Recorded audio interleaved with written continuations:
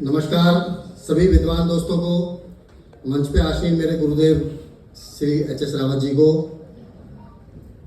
मैं एस्ट्रो कमल कुमार अग्रवाल दिल्ली से महाकाल का भक्त हूँ, रावत जी का शिष्य हूँ। ये मेरी पहचान है। वैदिक ज्योतिषी हूँ और आपके सम्मुख आया हूँ। ये मेरा बहुत अच्छा नसीब है जो राजीव गोयल जी ने मौका दिया। इसके लिए मैं बधाई देना चाहता हूँ।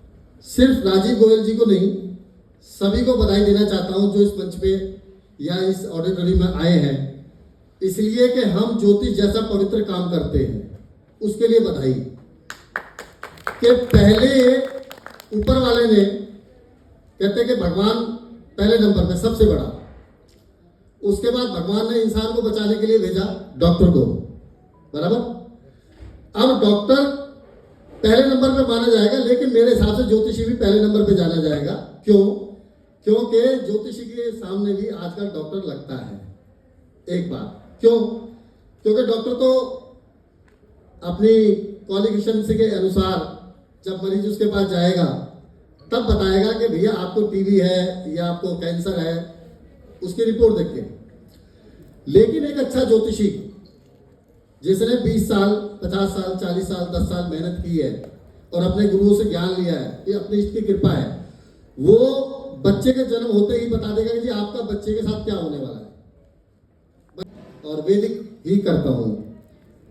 हम वैसे तो आप सभी विद्वान हैं, मुझसे बड़े बड़े विद्वान भी हैं यहाँ पे, श्री एच.एस. रावत जी हैं, आप लोग हैं।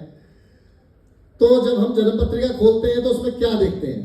कई बार हमने देखा, आपने भी देखा होगा, हमने भी देखा है कि राजयोग तो बड़े बड़े हैं। आपने भी देखा जरूर होगा, राजयोग तो बड़े बड़े, जन्मपत्री में राजयोगों की कमी नहीं है। लेकिन पता चल रहा है कि भाई ये तो बेचारा बहुत नीचे है, समस्याओं से घिरा हुआ है, परेशानी है। कारण क्या है? उस कारण को ढूंढते हैं। 4 स्तंभ है ज्योतिष में, सूर्य, चंद्रमा, लगन और लग्नेश। अगर हम इनको पकड़ के चलते हैं तो मुझे लगता है कि ज्योतिष में भगवान की कृपा हमारे पास हो जाएगी। एक बात। दूसरी बात, हमारे पास कोई जातक आया और हमने जन्म पत्रिका खोली, वैसे तो बहुत बड़े बड़े राजयोग होते हैं, दुर्योग होते हैं। कई बार हमने ये भी देखा कि भैया जन्म पत्रिका में दुर्योगों की भरमार है, चांडाल दोष भी है, अंगारक योग भी है और भी बहुत सारी परेशानियां हैं। लगन में सारे पाप प्रभाव पड़े हैं, लेकिन जातक जीरो से हीरो है। उसका कारण ढूंढते हैं सबसे पहले। वो क्या कारण होता है? वो कारण है 4 अवस्था है, 5 अवस्था है जन्म कुंडली में अंश बल की। हम सबसे पहले अंश बल पे देखेंगे, उसके बाद हम ग्रहों के बल को देखेंगे। लगन और लग्नेश को सबसे पहले देखेंगे कि लगन और लग्नेश की अवस्था क्या है। सबसे पहले जब हम इस चीज को देखेंगे तब जाके हम आगे कुछ सफलता मिल पाएगी हमें, ऐसा मुझे लगता है। कि 0 डिग्री से और 5 डिग्री के बीच में हो गई बाल अवस्था। बाल अवस्था में जो लगन उदय हो रही है या लग्नेश उदय हो रहे हैं, उसके चलते कि कोई बच्चा हमारे घर में जन्म लिया किसी बच्चे ने और देखा कि उसकी चाहत तो है ही नहीं, मतलब इच्छा शक्ति बहुत अच्छी है लेकिन हिम्मत नहीं है। क्योंकि बच्चे से हम क्या कह लेंगे, बेटा जाके बाजार से सामान ले आओ, नहीं ला पाएगा। खुशियां दे सकता है हमें कि हमारे घर में बच्चा है। उसके बाद में या उसका लग्नेश उस अवस्था में है, तो हमने ये देखा कि जातक के अंदर उछल कूद बहुत ज्यादा है। बहुत सारी चीजें आपने कई बार कई जातकों में देखी होगी कि लगन में शनि हताशा निराशा देते हैं, लेकिन जातक उछल कूद बहुत करता है, उसके अंदर एनर्जी बहुत है। क्योंकि हम ये मानेंगे कि किशोर अवस्था का जो बालक है उसके अंदर एनर्जी अच्छी होती है, चाहत भी अच्छी होती है, लेकिन लड़कपन बहुत ज्यादा होता है। कई बार 70 साल के बुजुर्ग भी हमने देखे कि लड़कपन बहुत अच्छा है, बच्चों के साथ चुगलबाजी करते रहते हैं। उनकी लगन 5 डिग्री से 12 डिग्री के बीच में होगी, ऐसा मुझे लगता है। अब 12 डिग्री से 18 डिग्री के बीच में जो लगन उदय हो रही है, ये स्थिति लगन और लग्नेश के लिए सबसे अच्छी है। क्यों? क्योंकि लगन के पास बल है और लग्नेश के पास बल है। तो आप ये मान के चलो जातक की जन्म पत्रिका में कितने भी दुर्योग छुपे हों, वो 0 से हीरो हो जाएगा। कैसे? कि उसके अंदर इच्छा शक्ति बहुत अच्छी है, उसके अंदर काम करने की ताकत बहुत अच्छी है। क्योंकि ताकत होगी तब कुछ करेगा ना।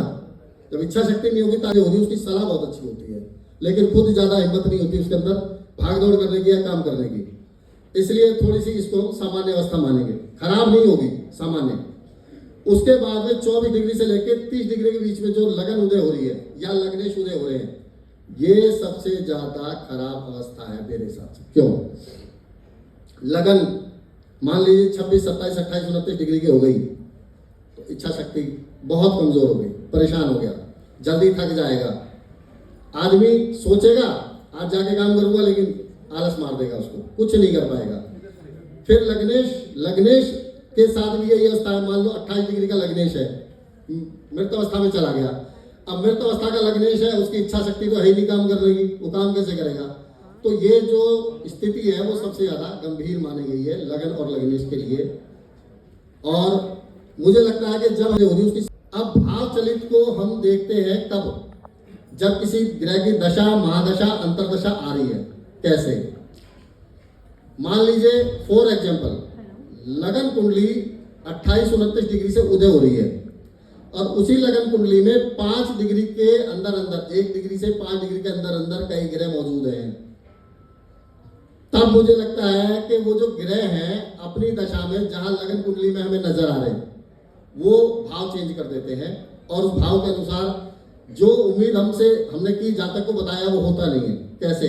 फॉर एग्जाम्पल मैं बोलना चाहूंगा, हमारे पास कोई जातक आया और कर्क लगन की पत्रिका है, चौथे घर में, 2 मिनट, ठीक है, कर्क लगन की पत्रिका है और चौथे घर में हमने देखा कि मालव्य योग बना हुआ है, शुक्र स्वक्षेत्रीय बैठे हुए हैं, शुक्र की दशा आ रही है 20 साल की।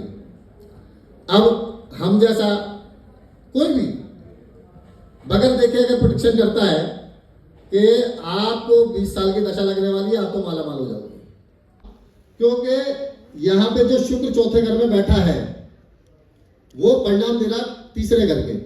अब तीसरे घर के परिणाम दे रहा है तो तीसरे घर के परिणाम देने के साथ साथ एक तो उसने प्रॉपर्टी को बिकवा दिया, लेकिन मेन बेस रहेगा जन्म पत्रिका का।